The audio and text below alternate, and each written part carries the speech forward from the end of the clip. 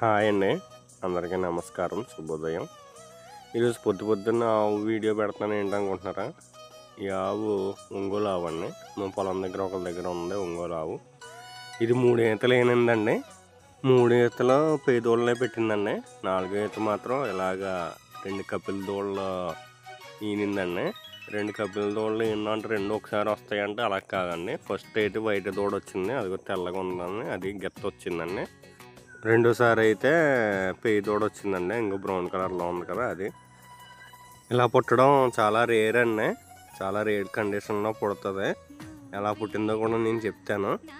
ఆవు ఎదకొచ్చినప్పుడు అండి ఆంబూతులు లేకపోతే డాక్టర్ చేత ఇంజక్షన్ చేయించారు. ఆ ఇంజక్షన్ చేసిన రోజు మళ్ళీ ఆంబూత్ వచ్చింది.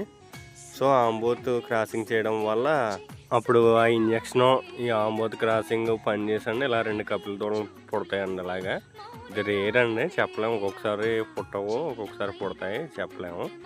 థ్యాంక్ యూ సో మచ్ అండి.